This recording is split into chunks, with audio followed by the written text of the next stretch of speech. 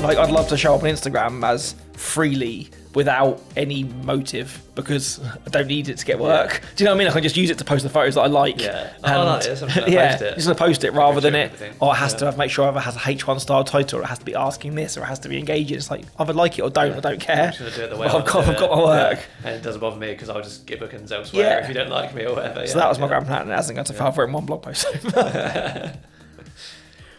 That actually leads really nicely on to what we were about to what we're about to talk about. Yeah. I think it does, really, doesn't it? Yeah. I feel like the title that we have is a working title, and I almost want to leave it as that as well. Okay. And it just says, "Is everything just the same now?" And I think that's how I wrote it. I think that's the way I was feeling when it prompted this episode. Yeah, and it's about like the fact that we're all doing the same thing, right? But when you sort of scroll through, our feeds are filled with wedding content, and I know I've heard this sort of repeated before elsewhere. Is that you kind of scrolling and the photos just sort of start looking the same. And now it's harder than ever because there's so many of us and we're all getting inspiration from each other and education from each other to stand out and to, as Tom was just saying, do what you want to do to get the bookings the way you want to get the bookings. And we're all kind of becoming a little bit of a clone of each other. So this is more like how not to do that, or the things that end up happening that make us seem similar to each other. I want it to be a wake-up call because it kind of happened for me. Like, I had a wedding fair on Sunday. The Sunday just gone at a venue that I'm recommended at. They have they do one showcase a year, and I was away from my stand. Surprise! Anyone knows? And I was talking to someone else, and I came back, and there was a really cool-looking couple at my stand, and I was like, I want to book this couple. They look really cool. They look bang on like my kind of vibe. And they walked over, and they kind of look at the screen, and they're kind of flicking through the pages, and I was like, "Oh, are you guys okay?" And he kind of was like, "Yeah." And it was like go hi to have a chat with them. And he was like, "We're just looking for a photographer that just doesn't look the same as everybody else's." And he was like, "Your work's more different than anything else we've seen, but it's still just the same." And I was like, and it almost really offended me. I took it probably maybe harsher than it was meant. But I was like, I don't think my work's the same. But then actually, after I had a polite chat with them, they walked on. I tried to kind of explain why I didn't think my work was the same as whatever. And I looked at what was coming up on the screen and what was maybe on the boards, and I was like, I'm just the same. I'm just the same. What you're showing is I'm showing is the same. I think that's it. I know, and we talked about it, I like to think that I'm different. And if you probably asked me to share a dozen of the images that I really love or I really think is really my style, probably only a couple of them are on the board. A lot of the other stuff is showing people what you think you want them to see. But then there's you go into this really kind of hard quandary of, well, if I show the people the stuff that I love, it probably is going to maybe attract people because it is so different. But is it going to attract enough? And so it's like, then you have to kind of reason yourself and go, no, you do need to be brave. Because I took that really personally and was like, my work's not the same. It's not the same as everybody else's. What you're actually showing. And then look at what I'm showing. And it's like, okay, I kind of see why you're thinking that. And again, like you said, if you're scrolling Instagram right now, I feel like it's just the same. Or people, not even if the work's different, people are presenting it in the same ways. They're making the same style reels because that person did it and it did well for them. Or their ads are just the same. Like, it's another couple in a black tie walking away from a English country house. It's like, I want to see something real. Like, show me something. Again, I think maybe again it's engagement season right now, so a lot of people are doing ads. The fact that we're seeing those ads, I think, is a big enough problem because I'm not an engaged couple of probably their target demographic. So that's probably an issue in itself. I'm seeing those ads. They maybe need to check kind of the depth, how those ads are being filtered. But I feel if I see one more ad, which is like a super fast slideshow of images that you barely get to look at the image before it's moved to the next one, with a serifed font of someone's name and then like documentary meets a tutorial underneath. It's like you're just covering all bases. You're trying to play it so safe to appeal to the people that want documentary or the people that want this. And it's like, that you just look the same as the one that was 2 posts ago, the same slideshow, just with a different name in front of it and work that looks the same. Because you're posting your safe photos that are, okay, they might be great photos, but they are safe because probably everyone else has posted those ones as well because they want to be safe, right? And and I think it's about being brave. It's about realising that you are your own person, you can be brave, and maybe that will be seem like a risk.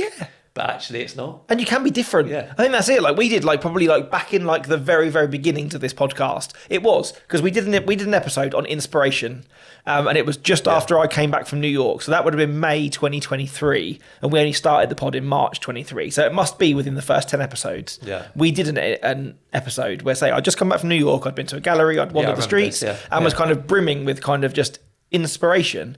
And I feel like the problem now is that so many people get inspired by what they see on Instagram that it just becomes a sheep mentality. Yeah. Oh, that person's doing well. I'm going to post what they do, or I'm going to buy their presets and my work looks like theirs. Then I'll have their success. Yeah. And it's like all of the things that probably we love, the bands that we love, the brands that we love, you love that one over another one because it's different. Yeah. Do you know what I mean? Like all the people that are the most like radically kind of iconic for being pioneers of like their creative genre is because when they came along, they were so different to everybody else. Yeah. Yeah. And I feel like at the moment, and maybe it's a social media problem, or maybe it's the way that we're getting our inspiration, is that we're all just kind of robbing from each other, which all it's doing in the end is it's not separating any of us. And then we're just becoming similar to each other. Yeah. And whilst I guarantee there probably are some couples that just go, oh, that one's booked. Well, this guy looks the same as him, or that guy looks the same as him, and he's cheaper. We'll book him. Yeah. It's like, but do you want that? Do you want to settle for that, or do you want to book someone that goes, no, you're different, and I love this? Mm-hmm. It's not just photographers and videographers though. I think like it happens amongst wedding suppliers, but also a lot of businesses. Like you look at streaming services, if you open a Netflix or Amazon Prime, they look exactly the same now, or Disney. Like they've all got the same layout, and it's like they've all started as but we do this differently, and now they've all converged. And maybe I'm just angry at the world. Maybe that's what it is. Like I feel like I've ranted, and we're only like less than 5 minutes into the episode, but I feel like maybe that's just a comment on how people consume things at the moment, or you know, like that want that we spoke about at the start of the year, like maybe wanting to go more analog, or like kind of step away from like just following the herd on socials. Yeah, it is tough because we're self-employed, and so there is that element of okay, like we're creative, but we'd like to be safe. There was a point, like probably a while ago now, where I wanted to change my website and make it full on, like, you know, like old school American, like gas station, Coca-Cola font, that kind of thing. And I thought that'd be really cool for someone to land on that, but I just did not have, like, I just couldn't bring myself to do it. Yeah. But imagine that's like scrolling in through, all you see is like this black and white monotone luxury wedding video, and then you land on this page, which is like old school 80s American, like whatever, and be like, that's cool, that's a cool little like new touch. It's just like realizing you can take that risk, and if anything, it's. But then the point I was trying to make it is that because we're self-employed, it's hard to then back that, because if it does go wrong, it's not like we all have things to fall back on, really. It's it. I think that's a hard thing when you do something creative. Like creative is about freedom and kind of expression, but when at the same time is that creative freedom and expression needs to pay your bills.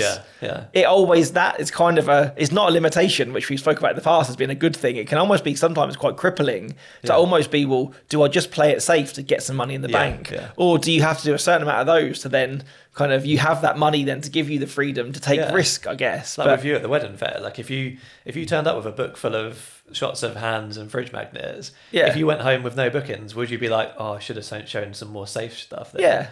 So like, maybe you don't know, do you? That's it. You've been your authentic self by showing what you absolutely love. You might go home and be like, oh, maybe next time I'll be safer because. Or I might have booked that one couple that were looking for something different, but the 20 others that came over and kind of fawned over the sunsets and the confetti and gone, oh, that's so beautiful. Oh, that's really natural. Oh, that's really lovely. They'd have gone over and gone, what the hell is this? And it's not to say that they're not my couple. It's just kind of how fine, what you've chosen. How narrow do you want to cast that net, I suppose. But. And I think that is like, that leads very good on to one of our points, which is seeking inspiration from outside the industry. Like you've just said it. Like we all look inwards towards the industry, probably not actively. Probably like most people just scroll in social media, and we all follow our peers in the industry, and that's what we see, right? And so naturally, that's what we're going to gravitate towards. Oh, you should do this. You should light it this way. This is how you should film sunset, and that kind of thing. Or if you're watching a film, or you watch say you scroll through Instagram and you see 10 wedding films, all of them have this in common. You put sort of maybe even without unknowingly just copy that next time you go. Because you feel left out if you feel you're missing something if they're not, especially if those have got a good amount of likes as well. That you think, oh well, am I going to get the same? But like with the like posting, you know, like the bride's son, the groom's son leaving a message before they walk down the aisle and that kind of thing, and then everyone jumped on that. And I jumped on that as well. Yeah, because when it was Owen, is his name Owen? Yes, I believe from, so. From Joel videography. Obviously that. pretty much filled his calendar for the next decade, I think, if you depending on which podcast you listen to. Or it did him insanely well. It went viral and the rest of it. And in our last episode, we talked about the "Where the hell is my husband" thing, didn't we? Yeah. Maybe the person that filmed that is absolutely saturated with inquiries at the moment. But then again, you're always going to get the copycats, aren't you? And like we said, in any business, there are fashion brands that are built on just being copycats of other people. Yeah. But it's like, in 5 years' time, will those brands still be here or be recognisable? Yeah. You only remember the original, don't you? Yeah, rather than the imitation. Yeah. And I think that's maybe the overriding thing in a lot of this is that, I wrote in our notes, is that I think that the main reason that editorial became a huge trend in photography is because some fashion photographers who maybe their work dried up due to COVID or whatever, or just people really seeking fashion editorial style images, started making them at weddings, and it took off because it was different. Everybody else was going for like muted colours and rustic and stuff, and all of a sudden then people came in and was like, well, why can't we do this? And it made black and white, super dramatic. It made it a thing because it was different, and now everyone's just kind of with the swarm have moved that way, and it's like, I'm sure someone else will come in and maybe they'll be inspired by something else, or maybe landscape photography will become fashionable and the tiny couple in the beautiful landscape will become a trend again, or and it's almost like, but don't just keep moving to things that don't resonate with you. Like if you get inspired by what you love, like I came to weddings via live music, and I now still follow a lot of people that are band photographers or tour photographers, and their backstage content is no different to me being at bride prep. So it's like, well, if I can bring some of that into that, I find that so much more inspiring than like the backlit flash through the hairspray shot, which like 5-10 years ago was like the thing that everybody wanted. Like, I think if you're starting off and you're looking at other videographers, or you're looking at like ways to film things, and getting inspiration from within the industry is great, because there's so many people's films you can watch or photos you can see to get inspiration from. But if you're like a few years into business now and you feel like you're sort of making, I mean, I guess you have to look really inwards to feel this, but like you feel like you're sort of making films but you don't know why you're making these ones or why you're making these decisions, then perhaps it is better to look outwards and be like, what do I actually want to do? Like a lot of the times, or what am I doing just because someone else is doing it? So are you doing it because this actually makes really good sense in my story and my style? Or are you doing it because you feel like a wedding video should have this? Or what's expected now? It's almost, again, I imagine in video, again, we've spoken about it a lot, it's like the drone thing. Like once the drone shot at the start almost just became what film doesn't have a drone at the start? And it's almost like, again, do you just do it because it's expected of you, or is that a creative choice that you've made? For it to be like this. It's like I guess like a rule that's followed over from film, that you establish location before you start telling the story. And it's, I guess videography is about breaking, or like being creative about breaking rules and seeing how far you can push that. So now I normally start with, and again, like, because we do so many, I guess you just end up in a bit of a cycle of doing the same thing for a bit, then you move on to the next thing.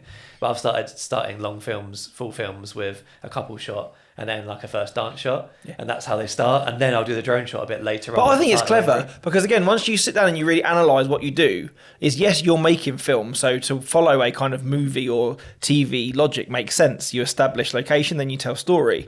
Because when you sit down to watch something on Netflix, apart from the synopsis on the blurb, or your mate told you, this is really good, go watch this, you'd know nothing about the characters and about the location. But the prime sole reason of you making that film is for the couple who are in it. So they know the location because they were there. They know the story because they told it to you. So you can afford, you don't need to set the location first. To the stranger on Instagram who doesn't know the wedding, you do. But to the couple who you're making that film for, you don't, because they know the story. They know that there's probably them in that moment, And I think I remember someone saying that, or me kind of having this epiphany with wedding photography, being like, with a lot of other photography, you have to spell stuff out.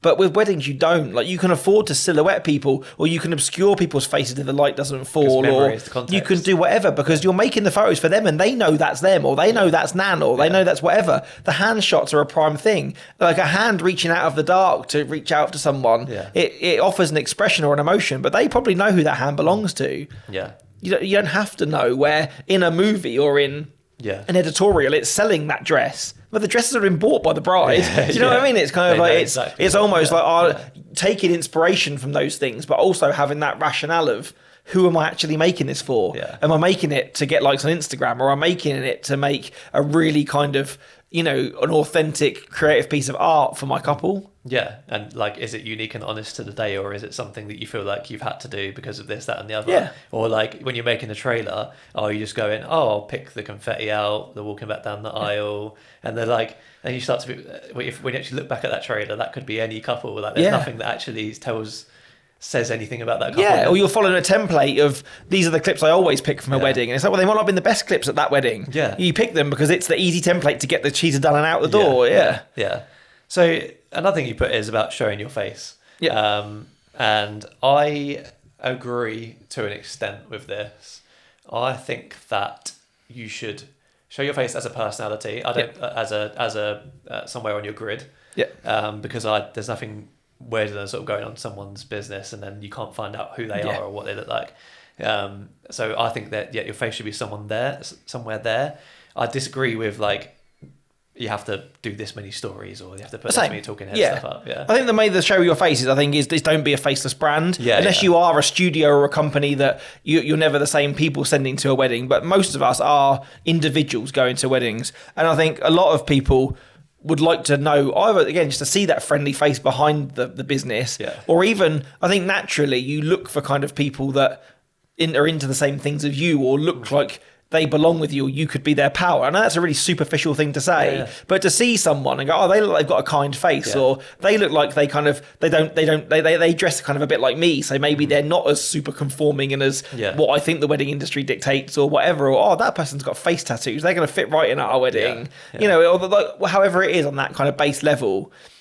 And I don't think that not everybody has to do talking stories. If you're super awkward or not camera confident, it might even be even more of a distraction to show up doing lots of stories. Or if you book people that are massively introverted, they might find that you're too much for them if you're always on your stories. Yeah.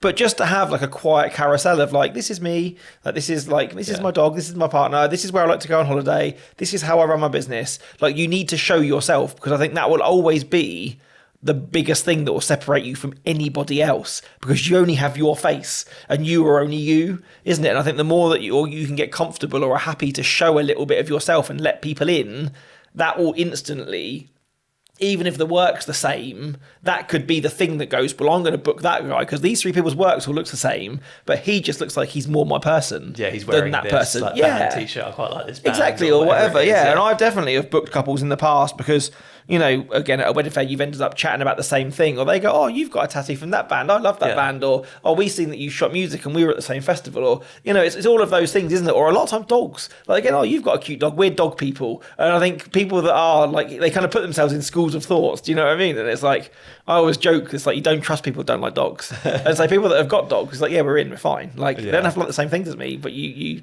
and, you know, they're like, I think people don't put enough of themselves out because they're worried about alienating certain people. But I don't think, unless there's something very specific, like political views or stuff that you're putting out, then you're not necessarily going to alienate people. No. Like, you'll put stuff out about you going to Disney World and stuff like that. And for the people that love it, are going to be like, that person likes what we like, and that's where we're going on our honeymoon. We're going to book him. Yeah. But the people that don't will just scroll past it, and they're not going to think, I won't book him. Or they're really worried I'm going to turn up with Mickey ears onto their wedding or whatever. Because I'm not. Or, again, I still shoot weddings for lots of people that have cats. Do you know what I mean? And are really big cat people.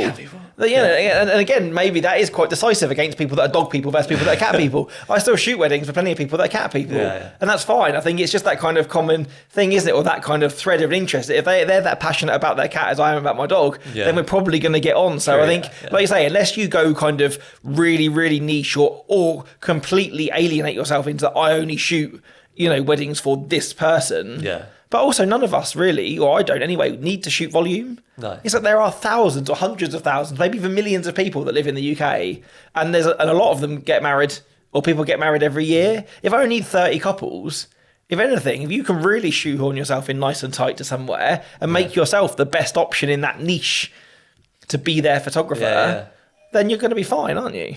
Yeah, like I put in my notes here, like if you're a huge nerd and want to photograph Pokemon-themed weddings, then, you know, talk about that, or on your thing, or make a fun reel about like Pokemon getting married or whatever, because people that are, or even the more niche things, like people that have Harry Potter weddings or like Lord, like if you're in like a real odd niche, I love this TV show that not many other people love, there probably are going to be a dozen people that really like that show. Yeah. And it's like, if you can lean into feel what you like love, you're on some sort of level. Yeah. And like you said, there are enough weddings out there that you, unless you're aiming to shoot 150 weddings, in which case you're probably not going to niche down as much as that, I would say, because you're not going to find 150 Harry Potter weddings. But at the same time, don't be afraid to be like, okay, this is what I kind of don't want, or this is, I had an inquiry the other day from, I can't remember if it was a planner or something, who was like, oh, we've got this couple, it's going to be a great wedding, it's like really rich as well, old money. And as soon as I saw the word old money, I was like, they probably weren't going to like me then. I just don't really like gel with those kind of weddings where it's like they've got the family crest and it's all quite traditional and that kind of thing. Like, it's just they're probably looking for, and again, I'm hugely generalising here, they probably would be naturally gravitated towards a photographer who maybe was privately educated or comes from a similar background, and so that kind of levels, they're kind of into the same things. But with like current trends and maybe like editorial and things like that, some people look at old money and go, oh, yes, like that's they're going to be like looking cool and quite attractive. Or also, if you're like a history nerd and get to go to like a really cool like country house, which is normally a private thing that you wouldn't get to go to, or that person's this or whatever. But I think if anything, it all leans into, doesn't it, that point that if everything is just the same, what are you doing to stand out? And it might even be that your work doesn't have to lean like that. But if you can show a bit of yourself and go, like, I'm into these things, it will more likely to go. But like, I know there's a bunch of photographers that are really into fitness, and a lot of the people that they then book are also people that are into fitness or whatever, or kind of those things. Go, oh, it's nice to know that we're going to have a photographer that can keep up with us, or you're going to go, oh, do you want to come for a run? Or like, it's almost like, again, you naturally feel at home with people that are your people, don't you? And so I think even if you don't want your work to be super out there and super away from like really radically different, if you can just show a little bit of yourself, that's what separates you. Like, I remember you like last night you sort of messaged me about this episode, and I was like, I don't know what makes me stand out. And then after writing everything, I kind of knew what it was, and I don't think you can pinpoint one particular thing, but it's like, again, like we don't really speak about like details, but like it's style, it's how I come across, it's what I like, it's what I enjoy. And I take inspiration from wedding videographers. Like, people have said that I'm Lawson-esque, which is the greatest compliment to me. But also, you wouldn't probably see Pete with a bottle of Prosecco going, come on, guys, let's go and get this spray. Whereas, like, so I've added bits that I enjoy from other weddings into it and made it my own. Like, But I think, again, to say that is, and you could argue that people are saying that because they're the they're the source of inspiration, and there's no reason that you can't take inspiration from a wedding photographer more than you can take it from a fashion photographer or whatever. But if you're just taking little bits from everywhere, you're not doing anything. I think maybe it's that kind of riding wave at the moment where I'm seeing so much of like documentary with shades of editorial. It's like, for me, they're polar opposite. I'm not sure that. It's almost like you're not even sure what you are, or you're just trying to get clients from anywhere. So that if you have these buzzwords on your site, it's like, commit to something, or don't commit to any of them, and just go, I'm a wedding photographer, and let the work do the talking. Not like, I'm going to show loads of couple portrait stuff, but because people are wanting to go back to documentary work, or that's what's trendy, I have to put the word documentary in it so that people see my site or whatever. And it's just, I'm just done with it. Like, whenever I ask couples why they stopped on my work, the most answered. The most popular answer to that is, it's not dramatic.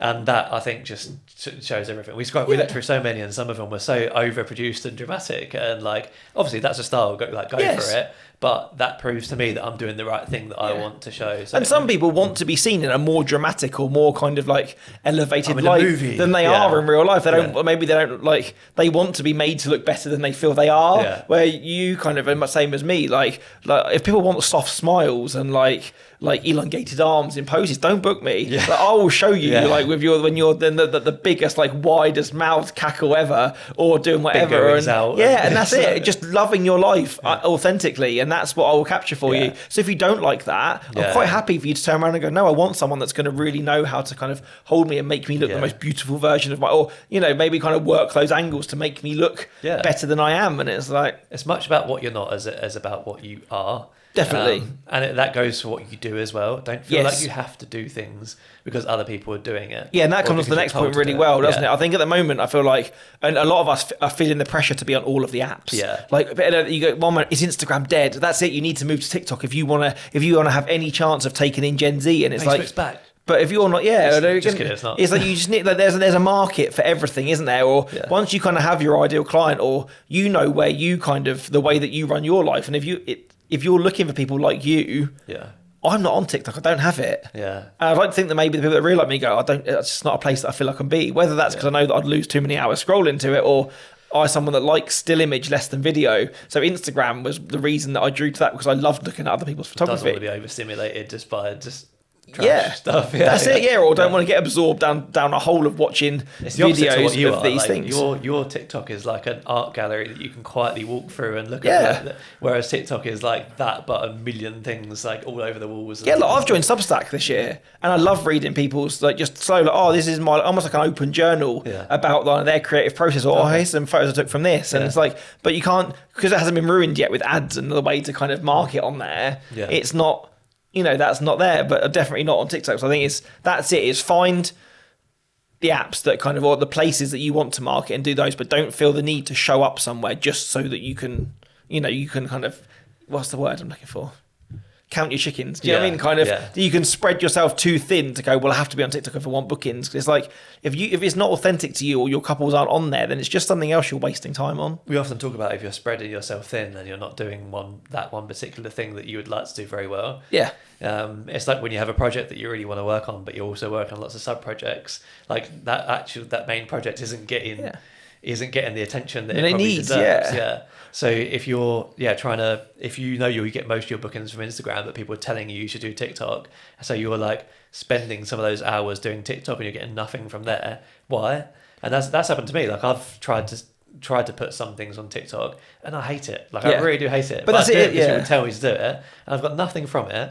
And so I just stopped because I don't know. Obviously, the more I put into it, the more I would get back from it. But I don't want to. But also, if it feels like a chore, it probably is a chore, and you're not doing it for the right reasons. Like even now, sometimes I spend ages kind of going, what should I post on Instagram? I don't know what to post on Instagram. Oh, this, like I said, but I do genuinely love the app. Like, and not necessarily always for following other wedding suppliers, but to see what people in other genres are doing, or see what my friends are up to. Like, to people that do still post stuff, I do genuinely like seeing people's lives and current affairs, or the work that people are making on Instagram.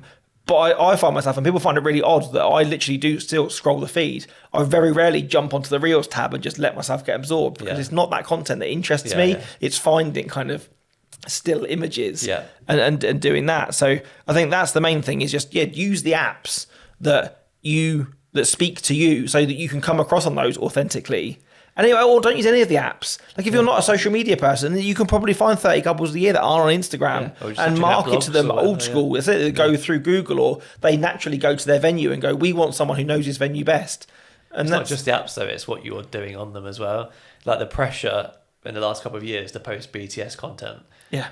And most of it's trash. Like I don't know if I would book someone more because I'd seen BTS content of them working. If I was booking videographer, I'd probably book them on how they are as a person and how their work is. Yeah. I don't know if I would book them based on, I've seen some Ray-Ban content of him filming a confetti shot. Like I just don't know. And I felt that, and I can hold my hands up now. I bought my Ray-Bans. I still use them as headphones pretty much daily. I love taking odd videos for me to remember by, but I now think, for BTS, they're not that great. I've captured some great stuff on them, but in terms of wanting to market with that, I almost want stuff with me in it. Yeah. And the Ray-Bans just don't do that. No. Like, you just need someone to go, here's you being really kind to that person, or helping that person out, or seeing the way that you move, and you can't do that. Yeah. Or you don't get that same connection to it with the Ray-Bans. So it's kind of like a BTS thing. I probably won't be posting loads more content from them going forward, but I'm not sorry that I bought them. I don't think it's valuable for the time spent doing it, and for the mental headspace of I've got to click the button now and do this. And perhaps, I've seen it before when the people have clicked the button, then the personality changes. Like perhaps that happens to us and we don't even realise it, or we act a certain way, or whatever it is. I don't think the Ray-Ban footage looks great. The 360 footage is getting overdone, but obviously couples aren't necessarily going to notice that. But BTS is not valuable to everyone, and I've felt the pressure to do it for such a long time, and this year I'm either going to make an active effort not to do it, or I'm going to do it so little that I might do it properly and like get someone to come and film me at a wedding or something. Just do that once. Even though I've actively said on this pod that bringing someone along to do content at a wedding isn't the best. But again, knowing that you have two photographers at every wedding, it'd be really easy for you to say, like, to your second, like, once you feel you've got enough on this couple shoot, if you could literally just get 2 or 3 clips of me doing my thing, that would be, I think would be, if you did that a couple of times, would be enough. Together, like every 4 months, just put something together. This is the last 4 months, and it's just like some shots from me of me from my second. Yeah, like maybe I'll just do a quick piece to camera at a couple of weddings or something like that, rather than just posting like just literally just shots of me with a camera directing something. I don't. But I found like I collated all more of my Ray-Ban footage from the year that I took. And when I scrolled through, even I was like, this just all feels the same. Because naturally, I found myself in the end going into that routine of, what do I post of it? Oh, everyone does confetti. I'll do confetti. Yeah. And I had like 7 lots of confetti on the thing with the camera in, or it being this. And it's like, well, probably some of the most golden moments that happened at weddings are times that things that just happened. And I never would have been recording anyway. Yeah. That the things that you wouldn't press the button on are probably the things that you would want to go, oh, that was a really cool thing that I wish I had recorded, but it's not. You get so into it. There's been so many times last year where like something amazing happened, and because it was so good, I couldn't wait to film it, and I forgot to BTS it afterwards. That could have, could have been good, but then it almost annoys me that you kind of then the fact you only think about it afterwards, you don't have that rationale in that moment, shows that it's probably not that important to you. Yeah. The getting it for the client or getting it on your actual camera, then getting it so for you, it shows how much you value content or whatever. Because I'd like to think that if you are someone which is really motivated to getting that stuff, that would be your. Got to get it for the gram. If you're like Greg from GB Wedding Films, who by the way does BTS really well, like that's kind of his thing. He leans into it. But don't you think again though, it's people like him, and no shade to Greg or to like Josh Huggett or to Adam Nando, any of those guys that are known for their BTS content, is people are seeing them and that's why they're doing it. Because they want to be at the level that they've harnessed it to. That's probably why they're doing it, because they think that they're going to get the same success out of it. But again, if it's not authentic to them or comes as naturally to them, or they're not willing to put the effort in to be as consistent as those guys are, then you're not going to get the same success as them. Yeah, I think that's the main thing, isn't it? Like clearly, because we're even thinking this, it's not coming naturally to us. So why are we doing it? Yeah. And the same with talking head stories. Like some people it does not come naturally to. Yeah. So don't feel like you have to sit and do a talking head story if you feel like you're feeling awkward, because you don't have to do that in order to run a business. People will book you if you don't do talking head. And even buying a tiny mic to hold won't make a difference. I feel like at the moment it's that like I don't have one. I love a talking to camera story. I just find it easier sometimes to pick my camera up and talk into it than I do to try and type it out. Yeah. But again, they probably come across as rambling as doing this podcast. Yeah. But I do know, though, that people do interact with them, sometimes more so than if I put up like a polished text story, where some people find it far easier to be articulate in a text story. Like I know you do that really well, to have those like almost like branded backgrounds, so that with your colours, so when it comes up, it's like, oh, I know that's a Chris story because your logo's faded in, and it almost comes across really on brand. To do that, like, and it's like you try and make it casual, but at the same time, I don't want to do a talking head, so I'm gonna like write some stuff out on top of, and like say I've got the brand backgrounds and stuff. So and I guess it's funny that the last point that I've got on here, I guess, is something which in the end now I'm not sure that I almost kind of agree with. I wrote it last night. If you wanted to stand out, I've said, well, maybe use a different camera or a different lens. But going off the back of what we've said is only do it if that's what excites you creatively. Not just, I'm going to do this to be different. I'm going to shoot all my weddings at 10 mil just because nobody else is doing it. It's like, yes, you will stand out for that, but you need to believe in that style, don't you? I think it's fun to experiment with that. Yes. That's how all of these people got started, right? Like, in terms of like all these unique things got started, is someone went, oh, I'm going to do something a bit differently today, and it worked out for them. So to do that, but then to be like, oh, it doesn't actually work, but I just want to be different to everyone else. Yeah. But I think maybe that's the better way then, is don't be afraid to play. Like I've said this in other podcasts where I felt like, again, as someone who's a solo shooter, I think in the second shooter episode, it's very much like, oh, well, you have that freedom as a second to do the creative stuff because you know someone's getting the safe stuff for you. Where I think I found, maybe I've been doing this long enough now, or in certain moments, you can be very much like, okay, I'm going to get the safe thing, so then I can move on to the creative thing. But, you know, like we've said at the very beginning of the episode, is maybe it's hard to be experimental when you feel like this job is paying your bills. But it's like on a wedding day, you've got 10 hours or 12 hours to do this. during a ceremony that's 40 minutes long, you can definitely get, like, a lot of the bits are the same. Do you know what I mean? So if you had like a funky camera or a different lens, you could definitely grab a few shots on that to try something different. And if it didn't work and it never saw the light of day, no one would know. Yeah, there's a time and a place to try new things. And, and like that's in a way what keeps us fresh and on our toes as well. Yeah, like look at the camcorder for you. Yeah. Like, it was a thing that I tried it at one wedding, absolutely loved it, and it's become that part of the brand's identity now for me. But what you didn't see is that at the beginning of the year I invested in a one of them, what are they called, guest message telephone. Oh yeah, like the audio, telephone things. And I thought, if I do this, I could put the guest messages in the background of the video and have like voices from like Nan and stuff in the video. And the guest messages I got from the telephone were great, but they were naff quality because of like they're basically just like these Chinese like telephones that come in. So I thought, okay, well I have to strap a mic to it, and then it got, okay, I'm doing a lot more work now just to get a result that no one's actually looking for.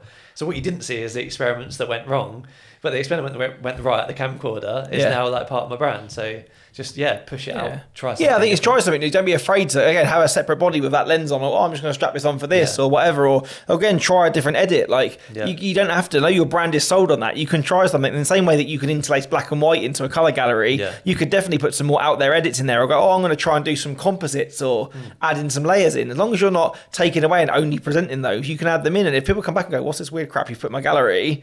You maybe learn from it. But if someone comes back to like a double exposure that you've done or a comp and go, I love this, it's so different to anything else out there, then that could go on to be the thing that really inspires you at a wedding, isn't it? Or take like, the risk. or the way that you can develop a style then to do something which is not that everybody else isn't seeing. As long as it's for you and not for anybody else, I think that's obviously it's for your couples, but it's for you to keep fresh and you're going to enjoy it.